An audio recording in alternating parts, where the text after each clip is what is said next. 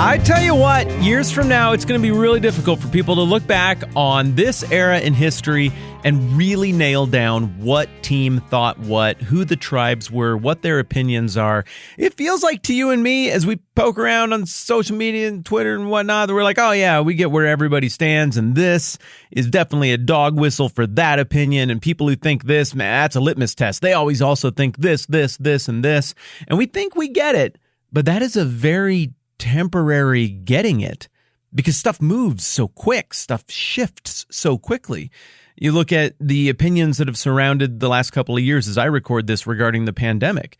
Man, stuff that was dead wrong a year ago is now dead right today. And if you thought it a year ago, you were on one political team, but if you think the exact same thing now, well, then you're actually on the other political team. So if people 2,000 years from now want to look back on this moment and really pin down who thought what, man, they had better be very precise as to exactly when they were talking about. So when we talk about the political parties in play during the time of Christ, whether it's one of these super minority parties like the Herodians, who barely come up at all, but who did come up in Matthew 22. Whether you're talking about one of those little parties like the Herodians or the big boy party, that being the Pharisees, anytime you come out and say, man, this is how they were, the immediate responsible follow-up question to that statement should be, yeah, but when? Because it did change. You got the Pharisees, they're the biggest. The second biggest would be the Sadducees, who we're going to talk more about today. And then I don't know quite what to do with these two group parties would be the Essenes. These are probably the people responsible for the settlement at Qumran, where the bulk of the Dead Sea Scrolls, and specifically, obviously, the Qumran collection was discovered back in the middle of the 20th century. And then you've got the Zealots. One of the members of the Zealot party got recruited by Jesus to be part of his inner circle.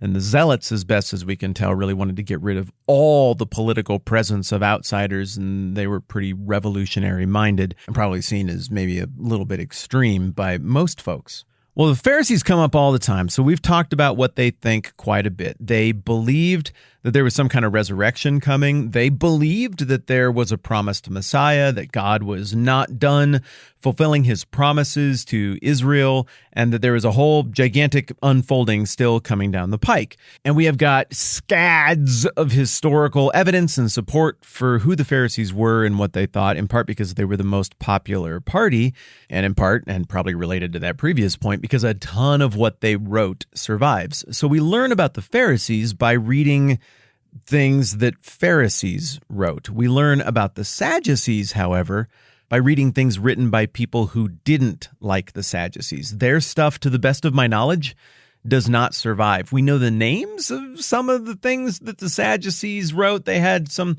special book that they used as a resource for how they handled their religious judgments, their legal judgments, etc. But, ooh, man, I just repositioned that mic. Does that sound way better to you? Because that sounds way better to me. You can just enjoy that transition right there. Well, the reason that I'm bringing up the Sadducees and getting a little bit ahead of myself here is because they are the next group to step up to the carnival game and see if they can knock over the pins and claim the prize of defeating Jesus. The fancy Pharisees tried it, then the Pharisees sent out their younglings along with the Herodians, and they all get embarrassed. So another political party is like, oh, why don't we take a try at it? And that's exactly what happens in verse 23, which I think would have read comically to the original audience who knew this stuff. Jesus just got done shutting down the whole pay taxes to Caesar thing by saying, give to Caesar what is Caesar's and give to God what is God's, and everybody walks away and they're all astonished. Very next verse. That same day, the Sadducees, who say there is no resurrection, came to him with a question. We'll get into what that question is next time around. The reason I think this would have been comical is because this would be like a thing where a guy goes out on the street corner, and that morning, the Republicans came up to him and we're like, hey, do you understand that what you're saying is causing problems around here for local business?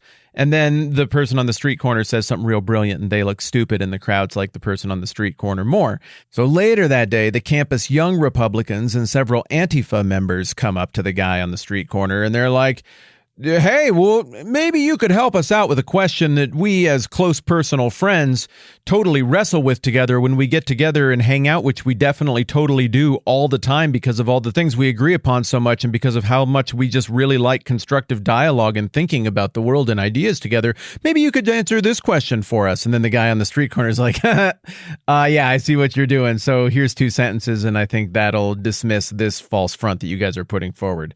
And they all hang their heads and walk away feeling dumb. And then right after that, the local Democratic leaders come up and they're like, well, we represent the Democrat Party and we have some concerns about making bathroom use more flexible and increasing taxes on certain people. And we'd like to talk to you about that. Look, I tried to just pick things that would be kind of safe there and that would be generally reflective of the interests of those parties. I'm sorry, I'm not trying to jab anything in particular. What I am trying to say is you get how weird that is. Like, there's nothing happening in society right now where all of the different people from the political corners would come up one at a time to try to address a problem that's a thumb in the eye to just everybody. It doesn't happen. Everything shakes out into this binary ideological way. And overwhelmingly, that was kind of it here, too. Yeah, true, there were a couple of different binary spectrums, one of which would have been a general attitude of appeasement toward the occupying government and that occupying government's culture. The other, which would have been more of a rejectionist mindset of the occupation of the government and the culture. Then there would have been another spectrum here as well that would have been more of a behavioral conservatism represented by the Pharisees, who are a little more hardcore on the individual behavioral rules versus more lax behavioralism, which would have been the case with the Sadducees. So on all of these things, you got the same spectrums, the same way that we got a whole bunch of spectrums on our political ideas and ways that things shake out, generally 1 and 0. So I know there are a bunch of parties we've talked about, but all of them could be neatly identified on that spectrum in one way or the other. So it just would have been laughable to the original audience, as well as really head-scratching. Like, who could push the buttons of all of these people at once? And how can not one of these groups co-opt this guy's popularity on this street corner to weaponize it in favor of their thing and to demonize the other group? I mean, this is what we do with everything.